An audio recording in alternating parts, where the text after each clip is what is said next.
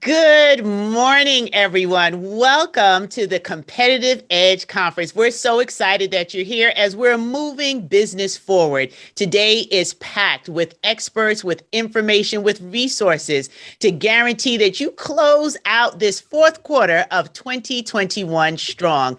Everybody has assembled themselves to support you in this process. So make sure that you are engaged, you're asking questions, you're taking notes, you're making connections. That's how we move business forward. We survived 2020, we're surviving 2021, and we want to see you move forward in 2022 better, stronger, and more resilient than ever. So I'm excited about our morning panel. I'm honored to be the moderator. My name is Dr. Stacy N.C. Grant, and I'm the Chief Brilliance Officer for C&G Enterprises Unlimited.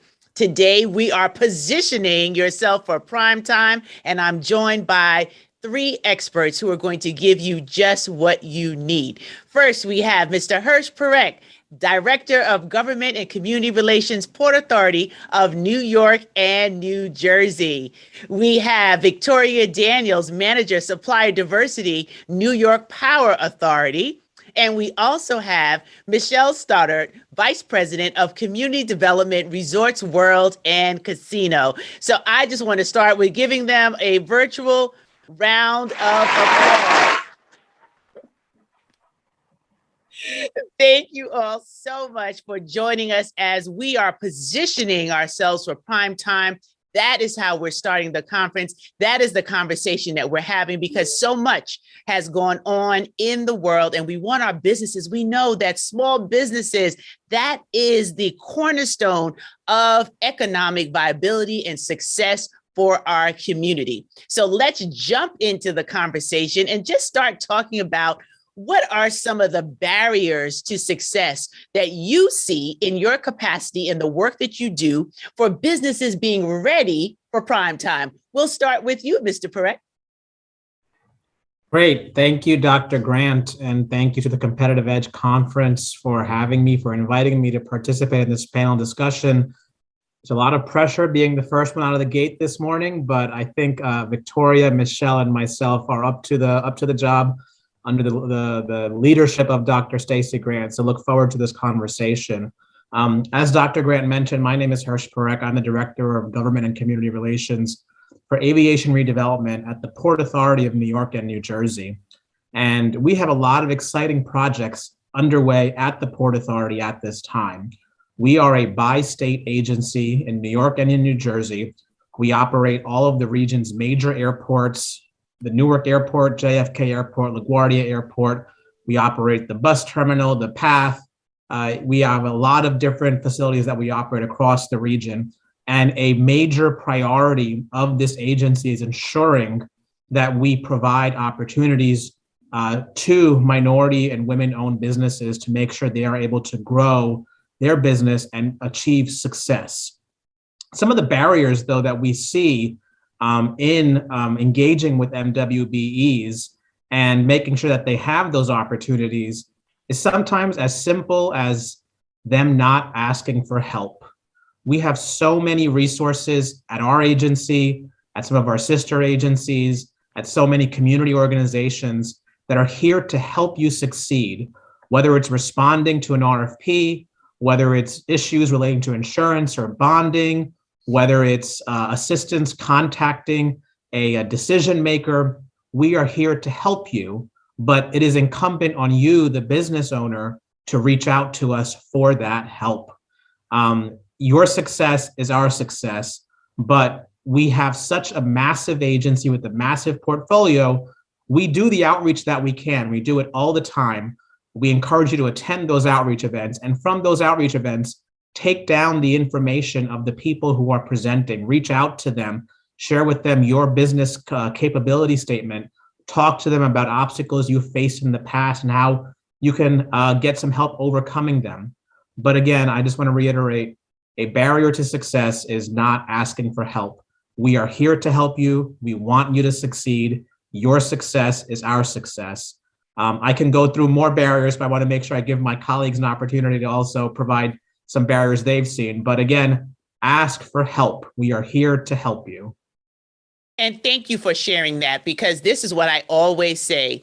You ask for help, not because you're weak. You ask for help because you want to remain strong. So in moving forward, we need you to ask for help, and coming to the Competitive Edge Conference is where you can get that help. So let's keep it moving and see what Victoria Daniels has to offer on the barriers that you see dealing with those who are coming to do work with the New York Power Authority. Hi, good afternoon, everyone. Thank you so much, Dr. Stacy, for the wonderful introduction. Thank you, Competitive Edge, for asking that, I present to you today. I'm really excited about this. As you said, I am the manager of the Supply Diversity Program at the New York Power Authority. I also manage a program for the Canal Corporation.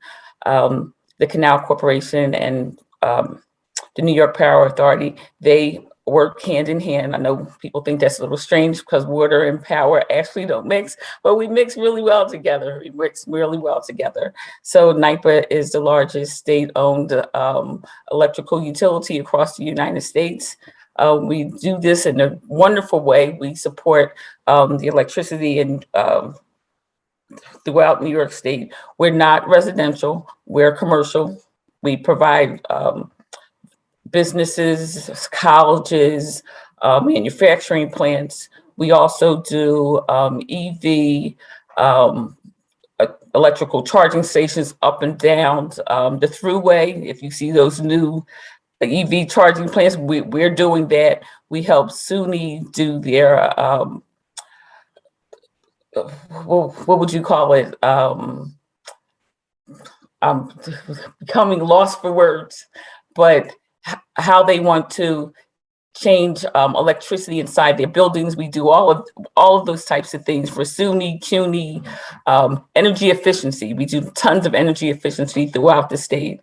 So we're really excited about all different types of transmission lines that we're building, especially in upstate New York. We're doing the Smart Path Connect project with NYSERDA. That's a new big project that's coming out.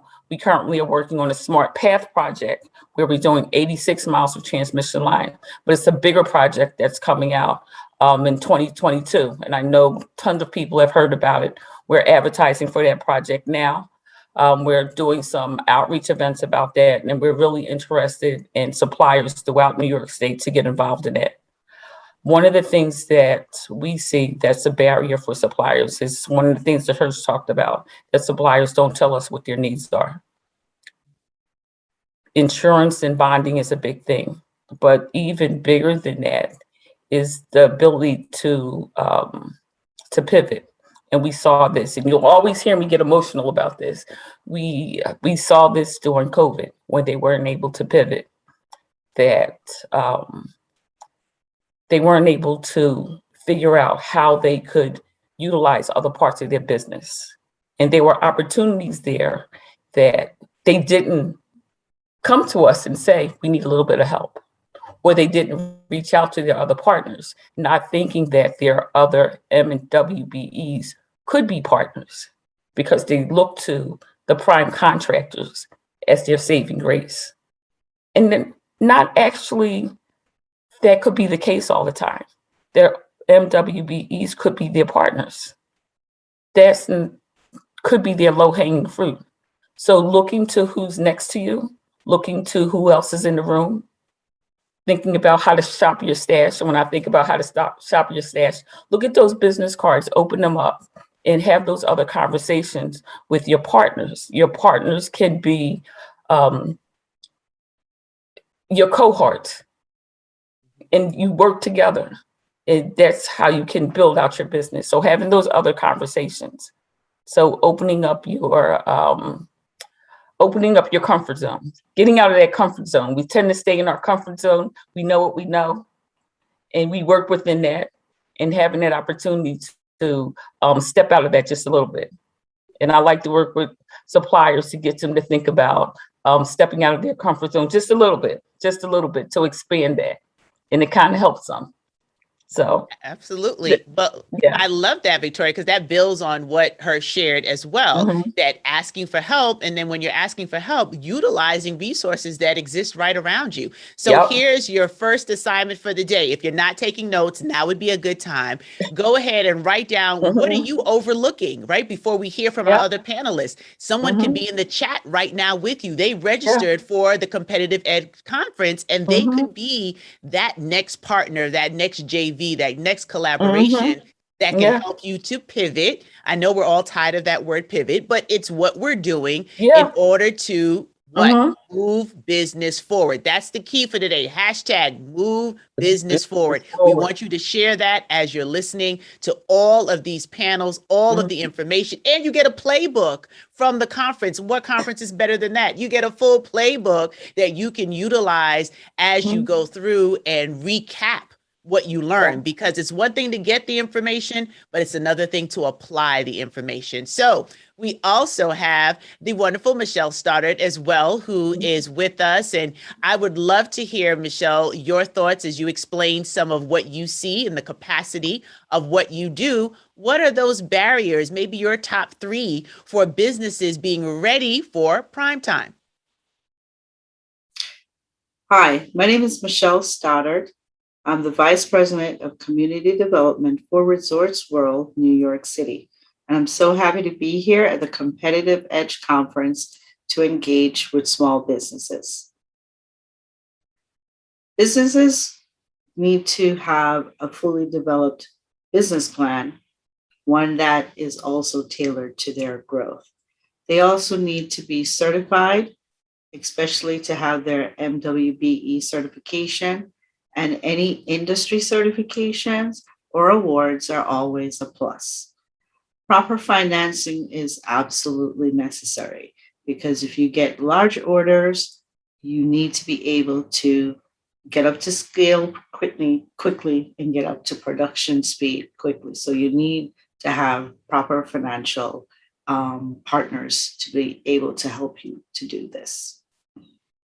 Excellent. Thank you so much, Michelle, for adding your insight. So we have quite a bit to recap. I hope you all are taking your electronic notes, your old-fashioned, if you're old-fashioned like me, you like pen and paper, you have your little business journal, make sure you're capturing and writing it all down. So we're going to keep the conversation going, talking Dr. about Grant, what I'm sorry, I want to make one more note about that first question you asked about barriers to success. Something that we see all the time here at the Port Authority is if you are a certified M or W, make sure your profile, your business profile is up to date, right? Make sure that your contact person is up to date. Make sure that the work that you're capable of doing is up to date. Because when prime contractors are out there looking for subcontractors and MWBEs, they go through the list of certified firms, whether it's our Port Authority directory or the New York State directory or any other certified directory. They go through that list. And if your contact information is not up to date, if your NAICS code is not up to date, they will not find you. And then you're missing out on opportunities. So if you have not done that, I'll give you another assignment today. Is in between panels, make sure you go to all the places you're certified and that your business profile is up to date, because you're going to hear about a lot of business contracting opportunities throughout the day, and you don't want to miss out on them because you forgot to update your profile. Hirsch, I'll take that one step further. Not just up to date. No, not just up to date. Accurate. You want the information to be accurate. And I'll give you an example. I had a supplier. I used to work on the other side where I did compliance, and we had someone that made a complaint. They were concerned because they didn't get called they were a trucking company. They didn't get called to be on a utilization plan. Now think about trucking. If I'm looking for trucking in construction, I'm going to look under construction for them. I will not look for them under services. What do you think they were under? Services. Wow. Who's going to look for a trucking company under services? That's what I'm saying. Make sure your information is accurate, and you can't leave it to ESD to say that information is accurate. You have to make sure your information is accurate. So it's not just that it's up to date, but that the information is accurate. How do you want to be seen? And you also, Make sure your description is not from A to Z. How many? Not everything and the kitchen sink, Victoria. We can't put it all. So if I'm a prime contractor, what do you really do? What do you want me to know that you do? How many things can you do? Seriously, how many things can you do? What do you want me to know? And what do you want to be known for? Exactly. You're blowing minds and just reminding us of the basics. So we have all sorts of constituents joining in. Some people are emerging new MWBEs or MBs and all of the different organizations and companies that are coming, and you might be at a different stage in your development, but this information is foundational, right? To make sure you ask for help, make sure that you are open to collaborating. Don't just depend on the prime, where that's great. And we're praying, hoping, wishing that as you move business forward, more of us are primes, but working with other subcontractors, other MWBEs, then checking your profile and making sure that your profile is accurate. We want people to find you. So you go through all of this work to get yourself ready for business, and then we can't find you. So this is great. If you're talking about positioning yourself for prime time, we have to do the foundational work to put us in a position to win. Oh, this is so good and juicy, but we have to keep it moving because there's more that people want to know. COVID-19 happened. It's like the constant elephant with a broken leg in the room, right? So we know that everything is not moving the same way it might have moved prior to what we experienced in the last year. So I'm going to ask, and Victoria, I'm going to start with you this time. What would you say COVID has or hasn't done that has impacted how we do business in your industry? I think the impact has been the inability to get up close and personal to people. I can't touch you. I can't bring you in the way I was able to bring you in before. So everything is this visual thing. It's this visual thing. But it's made it a lot better for me, because before I can only be in so many places at a time. But now I'm able to reach out to you in a way that I wasn't able to reach out to you before. I can get suppliers within New York State because we're a utility and the type of work we do. There's not a lot of certified firms that can provide us the goods and services we need. We do transmission work. There's not a lot of people that can provide us matting services. And that was a big thing when I talk about that transmission line. Think about the matting that they have to do. And it's actually matting, wooden mats that they have to put down on the road. They're ripping up the roads. The roads have to, everything has to be put down again. The big machines have to come over on top of it. They have to use them again. We did not have firms in New York State that were certified that could provide that material. So we had to go out to go look for firms, New Jersey, Connecticut, Massachusetts, places like that could do that. And I'm like, well, why wouldn't we have firms in New York that can do that? So we're searching for firms. How do we get New York State suppliers, contractors to think about there's a market for that here? So it's going out, educating our own internal folks that these are the needs that we have, and trying to get them to think about, yes, it may be sexy to be, I don't know, that type of work, but maybe it's sexier to think about this is what we need and this is the work that can happen. Letting them know that if you're going to start a business, start to think about what the needs are of the agencies and authorities in these different groups and these different areas across the state. This is what the needs are. Because think about what happened during COVID. We had needs that we didn't have needs of before. So now was a scramble for all of us to look for masks, gloves, PPE, and all this stuff that we didn't really have a need for before. We didn't have a need. Absolutely. So we had to go out and we had to go find suppliers, but we couldn't touch them. We couldn't go knock on doors and we couldn't touch them. So we had to find ways to go interact with our suppliers, go interact with them, go out and find them and still do the work that needed to be done for our customers, because our customers still had to be up and running. All of our customers couldn't close. We still had to be up and running. We still had to support them in all the things that they needed. We still had to do testing. We still have to do all those same things. So it's difficult, but we're one day at a time to get by to do all that stuff. So it's a little different. So we're learning how to pat our hands and rub our tummy at the same time. So we're patting our hands and rubbing our tummies at the same time. So we're all still learning. So day by day, we're all still learning how to do this. But I think that we're coming out of it better. Mm-hmm. We're learning some new tools, new ways how to do things, but we're doing some things better. Right. Because we're being forced to do some things better. We're being forced to do some things better. So I think new businesses are being born out of it. New businesses and new opportunities. So new suppliers are learning how to pivot.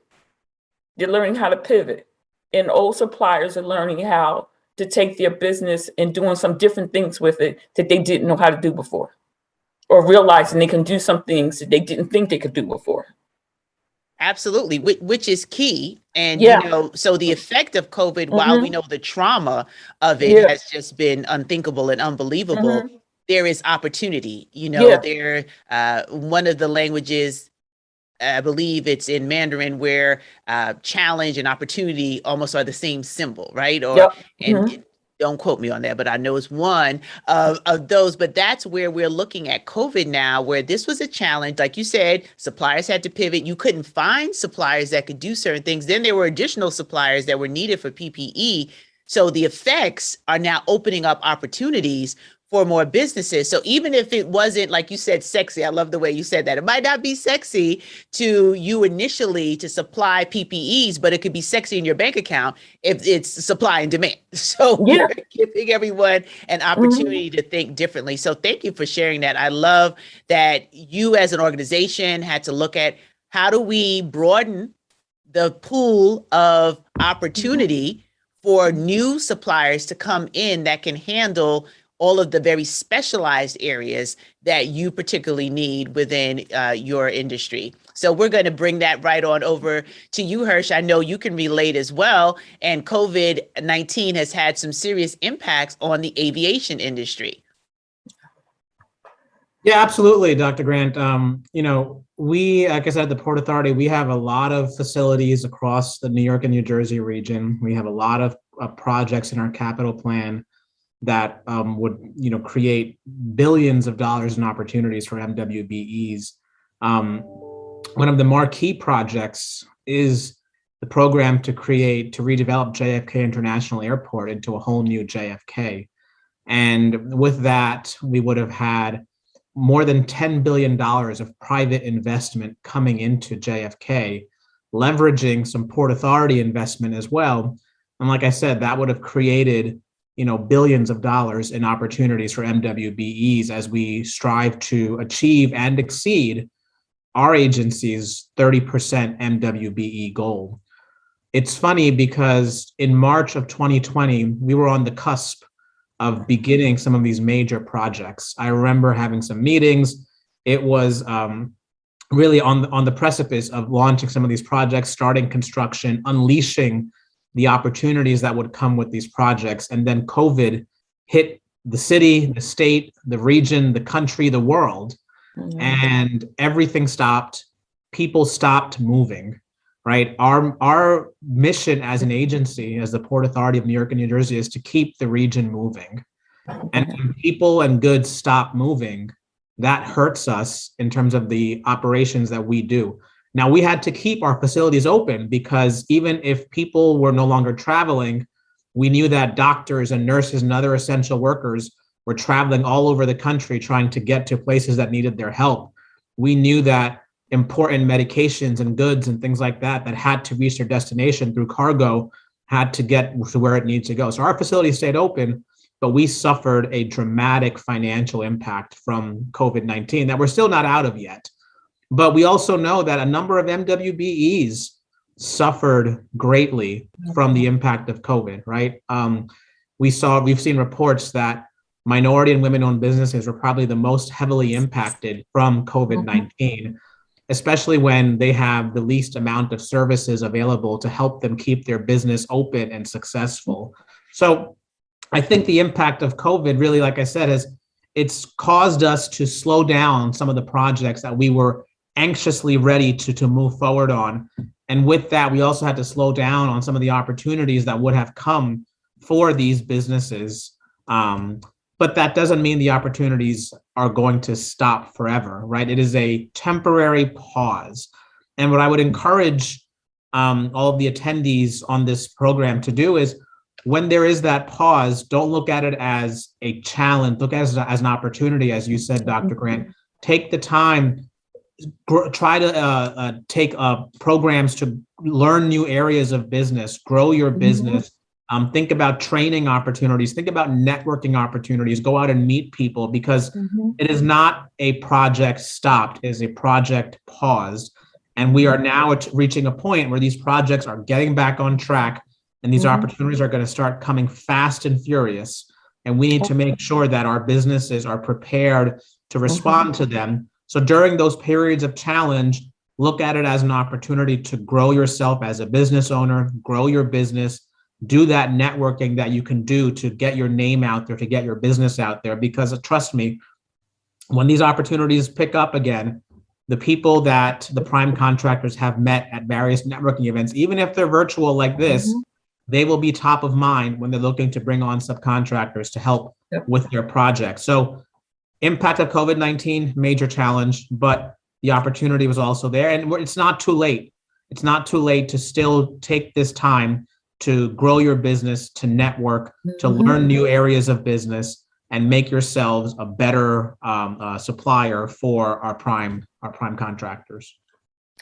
Both of you have given excellent advice, and I know Michelle is going to share her insight and perspective from the hospitality industry and what that's done. And we're grateful to have Resorts World and Casino as a sponsor in this Competitive Edge conference, because they understand what needs to happen to pick business back up. But one of the key things that you both shared in different ways during this time, what are we doing to move our business forward? That's the theme of this conference, that every moment counts. So even though you might not be able to do what Victoria was saying, meet people and touch them, I understand I'm suffering from hug deficit disorder. Like, I need hugs, but we all have to be safe. And now people are moving about and starting slowly to open up. But don't discount the virtual opportunity, because it also allows you to do more than you could if you were going physically, traveling from event to event. We might be Zoomed and WebExed out at the end of the day, but at least you're making traction and you're building relationships. So Michelle, someone that is used to people coming and gathering in a facility and creating those spaces and opportunity, you too have had to deal with the effects of COVID-19. So Michelle, tell us, what has that impact been in your particular industry? COVID has really impacted businesses across the world by displacing their staff, disrupting the supply chain, and definitely the changing COVID mandates are really making it difficult for businesses to keep up with new requirements in terms of, do they get their staff vaccinated? Do they have their staff wear masks all the time? And people that are, choosing not to do either of those are, constantly weighing whether or not they're going to be employed or go out for employment. So it's really disrupting labor, and that, of course, is disrupting business and business growth. Awesome. Thank you so much, Michelle. And I look forward to when we can come back and do some of the larger events at Resorts World, because we appreciate your investment in community and always continuing to open up opportunities in spite of the challenges that we see. So now let's get into this whole notion of today's conference. People are taking notes. They've already gotten so much value from what all of you have shared. What kind of businesses specifically would you say would be ideal for working in your area of expertise? Because a lot of times businesses don't know. They get certified, but they're not quite sure, will this be a fit? Can I actually do work with this agency? Is it only certain agencies? So I would love for us to address where the opportunities lie and what are the ideal sorts of businesses who are tuning in today that need to know about how to do business with the Port Authority of New York and New Jersey. So Hirsch, we're going to kick it off with you. Great, thank you. That's a great question and something we get, excuse me, all the time. As I said, we are a very large agency with a diverse portfolio of assets, everything from ports and cargo to rail mass transit with our path, to bridges and tunnels, to airports. I mean, the World Trade Center campus is part of our portfolio. So a very diverse portfolio of facilities and assets. And so we are always looking for all types of services and suppliers. I would encourage you to visit our website, www.panyj.gov. There is a section called Doing Business with the Port Authority. You can take a look there and see what opportunities are currently open, understand what opportunities are coming down the pike, reach out to our Office of Diversity and Inclusion to gain more knowledge about that. But I'm going to focus specifically for a minute on the JFK Redevelopment Program, which again, as I mentioned, is one of our top marquee capital plan projects, building a new JFK. We have a requirement of 30% MWBE participation across all categories of work. And that goes from category 1, which includes financial services, professional services, program and construction management, compliance, legal. Category 2, we're talking about architecture and engineering. Category 3 is your traditional construction, materials and supplies and things like that. And even in category 4, we talk about operations and maintenance, right? Because we have an airport to run. They need a lot of different maintenance service providers, a lot of different operation service providers, concessions, another big opportunity for minority-owned businesses. So we have opportunities across the board, both directly with the Port Authority and with our private partners with whom we are redeveloping airports like JFK. So again, encourage you to visit our website, www.panyj.gov. For JFK specific opportunities, we have a dedicated JFK website, www.anewjfk.com. You can learn all about our terminal projects, see what opportunities are coming up in the next 30, 60, and 90 days, and make sure you are responsive in a timely way. And again, if you need assistance, reach out to us for support because we are here to support you. Awesome. And there's a whole lot of opportunity available. I happen to know a little bit about the JFK Redevelopment Project and really want everyone to take advantage, find out. Don't limit and think you have to be in construction and that's the only thing that your business can do. Hirsch just laid out quite a bit that is available for you. And just the same, we want to find out, Victoria, about the opportunities that are available at the New York Power Authority. We know there's some specific areas of expertise, but are there any other areas that businesses watching now should be aware of that could potentially be an opportunity for them and a scale in their business? Yes, there is an abundance of opportunity at the New York Power Authority. I just don't want people to think that, yes, it's utility and we run transmission lines and that's it. Or we do energy efficiency projects and that's it. Or it's EV charging stations and that's it. I like them to think about, we do have the Canal Corporation, and yes, some work that's done over there as well. Many suppliers don't take the time to actually open up the bids and look at it, or think that there's other opportunities that's within the bid. Your work that you do may not be actually shown on that opening bid opportunity. It's inside of the bid. You actually can open the bid up, review it.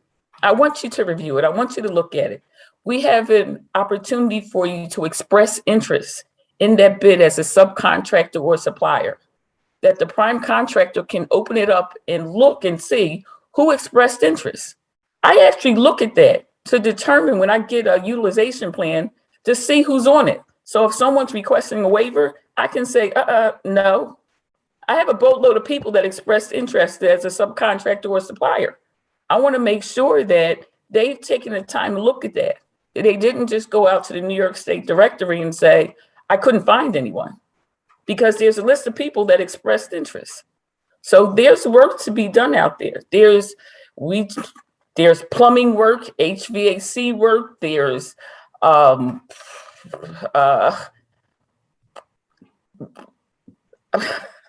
lawn care. There's tons of things. Architectural engineering. There's a ton of work. There's trucking work.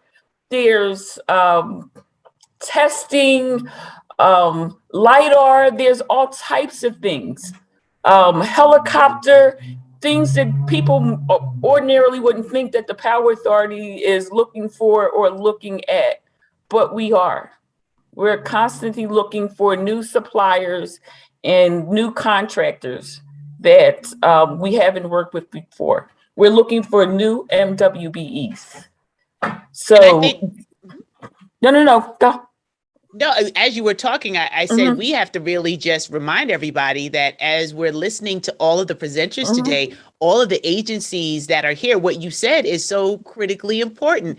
Open up the bid. See what's involved. Maybe you have one skill set and you can do what we talked about earlier, partner with another MWBE so you come in stronger to be able to apply for those opportunities. So I really wanted us to understand how to look and not talk ourselves out of just seeing what's available, because you never know what the organization, the agency is looking for until you open the bid, understand what the skill set is and what's needed. So thank you both for sharing that. And Michelle, I know that we've had some great feedback on the work of the Hilton Hotel project at Resorts World, New York City, and what that has provided in the community. And maybe there's some additional opportunities that exist. And you are actively involved in supporting all these agencies and this work. So we would love to hear from you as well about what kind of businesses you like to support and or work with as we're growing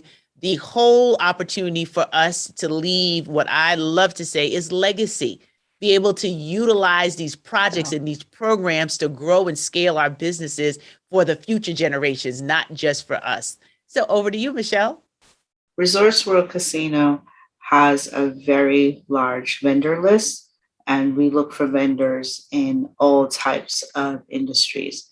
We look for vendors to supply our food and beverage departments, vendors to bring in from anything from beef patties to cupcakes, which we use for, birthday promotions. We have vendors that are needed for promotional items, such as T-shirts or water bottles to give away. And we look for, we have very large maintenance contracts, laundry contracts, floral arrangement, printing material, and even snow removal. So we're definitely looking for vendors that will fulfill the needs of almost like a small city there on the property. So wide range of vendors. If you're interested, certainly, reach out to us and we'll be able to let you know how we can work with you. Thank you so much, Michelle. And we are definitely looking forward to being able to visit, as I said, Resorts World, as well as the new hotel. A lot of individuals may not know that, it's open moving forward. And I know they're going to do some additional outreach as you shared information with us. So we look forward for all of those who are tuning in to find out about that. So as we are moving forward, the theme for what we're doing here at the Competitive Edge Conference, how can local businesses get the information, the resources? How are your organizations preparing companies, preparing each business to be ready? Are there specific programs? Are there outreach events? What should everyone listening in be aware of that you're offering for the businesses who are registered here today to really position themselves for prime time? So we'll start with you, Victoria. Oh, I'm so glad you started with me. I can't wait to talk about this. Okay, so many of you who are listening now know that NYPA has invested $12 million over the next 5 years into our supply diversity program. I'm really excited about this. So some of the things they've invested in, they've allowed me to build out our programs. We have a mentor protege program that we're working on, a surety bonding training program, a small business program, and we're building out our business development and outreach. In the past, NYPA was wonderful with compliance. We're wonderful with that. We do really well with that. But we didn't have a business development and outreach. We did well. We had some events, but we are intentional about it now. Very intentional about how we train, how we do business development across the state, Western New York, the North Country, the Capital Region. So we will have a training expo in 2022. We've done some primetime chats, something that I call an opportunity zone that's coming up, which is along the lines of a Shark Tank without the investment, but it's a little play on that. So we call it an opportunity zone. So there'll be some opportunity zones that will be available for suppliers to reach out to. There'll be some, I think it's some, what is it? Touch base with Vicky's, where we're doing some informational training sessions that we speak to suppliers about how to move their business forward, play on words again, and some other things for them to, they will be very interested in to help them move their business forward. Like I said, the surety bonding training, they're going to be really excited about that. Boot camps will be coming in 2022 across the state. So they'll be in the North Country, Capital Region, Western New York, and in the Ticini region. So I'm really excited about what NYPA has coming forward for MWBE suppliers. I think they will be very, very pleased. So if you hear the sound of my voice and you know how to get in touch with me, supplier diversity at NYPA.gov, or you guys know my email address. I'm not giving it out again, but you know how to find me. You know how to find me. You know how to find me. Yes, and all of our presenters today, your information is listed on the website, so they can go and get that email address, because 12 million, that's very impressive. And we want to make sure it's spread across, because I think that could help a business move forward. Even We're if it's trying to remove 1%. barriers and help them increase their capacity. That's the point. That's the point. Yes. Absolutely. Well, thank you for sharing that information. I know as we're taking notes and making sure that we're utilizing this information, the follow-up is going to be key. So now that we know it's there, the job is to do the work of following up and moving forward. Excellent. Well, Hirsch, I don't know how the Port Authority of New York and New Jersey is going to top that news, but let's see what you have to share as well. Yeah, absolutely. I also get my face lights up when I talk about the opportunities that we're doing to engage with local businesses and how they can connect with us. Really, we've taken a very, again, intentional effort to make sure that we provide multiple avenues for businesses to connect with us and our private partners. As much as we tell you, the business community, reach out, talk to us, it is incumbent on us to make sure we provide you those forums, those opportunities to connect with us. And here at the Port Authority, that is incredibly important to our executive director, to our board of commissioners, to our Office of Diversity and Inclusion, to my department, government and community relations. And so looking at, again, our major capital programs, specifically in the aviation world, which is where I have my focus, we have set up community offices in the communities around our facilities. If you live in Queens, New York, if your business is in Queens, New York, we have an office in the community near LaGuardia Airport in East Elmhurst. If you live in Queens, New York, and you're around the JFK Airport, we have a community office in downtown Jamaica, not too far from the air train or the Long Island Railroad. We want you to come visit us, share with us information about your business, learn about opportunities. We also have on JFK 2 MWBE consultants that work for us and work with us at the Port Authority to help us understand your business capabilities, to understand your past experience and what you're looking for in terms of upcoming opportunities. We encourage you to meet with them at our community office, meet with them virtually. They are Crescent Consulting and RF Wilkins Consultants. Again, these are resources that we have set up to make sure that you have those opportunities to connect. We also have, and I'm very excited to say, it's a great timing, today's conference. We also have what we call the JFK Redevelopment Community Advisory Council, of which our great facilitator today, Dr. Grant, is also our facilitator for that advisory council. It is chaired by Congressman Gregory Meeks and Queensborough President Donovan Richards.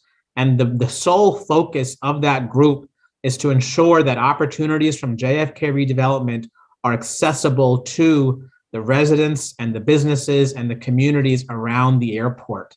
And it just so happens that at 4 p.m. this afternoon, October 7th, there is our next Community Advisory Council meeting is taking place. It is a virtual meeting. I encourage you to attend. You can visit our website, anewjfk.com, for information on how to log in. But that is where we talk about opportunities. Every terminal developer at JFK is present with their top leadership, talking about what their projects are, what opportunities they have coming up. You can ask them questions. You can hear directly from them. I'll also put another plug in later this morning, I believe at 11 o'clock. Take a look at your program, but I believe at 11 a.m., there's actually another panel discussion in this conference focusing exclusively on the JFK Redevelopment Program, featuring our Office of Diversity and Inclusion and our terminal developers. So again, visit our office in downtown Jamaica, participate in our advisory council meeting tonight at 4 p.m., and tune into the 11 a.m. Webinar today in this conference. Prepare for takeoff with a whole new JFK. So I hope you'll join us for all of those. Absolutely. Thank you so much for sharing that information. It's an exciting time. We've had challenges, but there are opportunities on the horizon. And as you're moving your business forward, we are here today to make sure you get access to the information, the resources, and the people. So take a moment now, network in the chat. If you see someone else that is commenting and sharing, maybe even dropping resources, make an intentional connection. We have to do it virtually, but you never know. You could be 3 feet from gold, as they say. That's right. So, Michelle, we're going to ask you the same question. You might have some exciting news or just some general information that you want to share as well. Resource World partners with organizations that are able to provide resources and training to small businesses and get them ready for big opportunities that can be given from a company like Resorts World. We work with the Queens Chamber of Commerce, Greater Jamaica Development Corporation, Queens Economic Development Corporation, that not only will sit down and help you tailor your business plan to the business opportunities that are out there, but they also have a business plan competition where they will award you money that you can put towards your business. We actually are the sponsor of their business plan competition. So it's a good opportunity for small businesses to enter, to showcase what it is that they do, and be awarded for that when they show the effort in their business plan. And we also work with the small business administration through these companies to make sure that their resources are available. Resource World also has a small business partnership. It's called the Community Partner Program, and we're able to showcase your business to all our Genting Rewards members or Rewards card members by having you do a small discount offer to them, which we post on our website. and we send out in our mailer to all our card holders. So if you're interested in any of these opportunities or being a member of our Community Partners Program, please email us by visiting our website, looking for the Community Partners page, and sending us an offer. We'll sign you up immediately. Thank you so much, Michelle. We appreciate that. And we've had such a great conversation, a lot of information. I want you to remember all of what was shared. We started first with asking for help. Then we moved into the opportunities that are available when you collaborate, when you partner, making sure that what you have today in between listening, look at your profiles, make sure everything is accurate and correct, and then open up bids. Don't be afraid to look at what's there. Don't count yourself out before you even open it up and see what's there. We have to do things differently. We have to reimagine the way we do business if we want to move our businesses forward. So I really hope that you've been taking copious notes. You're excited about the opportunities. You're intentional about your attention today and everyone that you'll be listening to as a part of the Competitive Edge Conference. So now some final thoughts from our distinguished panelists. It's been a pleasure serving as your facilitator for today's conversation. Mr. Hirsch Parekh, round of applause to you again. Any final thoughts? My only final thought is I look forward to the Q&A we have coming up. I want to hear from our attendees what questions you have for us. I go back to the first comment I made. We are here to support you. Your success is our success. Ask for help. And I look forward to hearing from you and hopefully seeing and working with many of you in the years to come. Thank you so much for this opportunity. Thank you. And Ms. Victoria Daniels. My final thoughts are, I want you to be successful. Just tell me where you want to go and I can help you get there.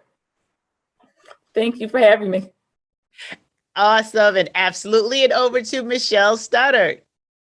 So doing business with Resorts World Casino is going to be an exciting challenge for any vendor. We're the only casino in New York City, and we provide unique opportunities.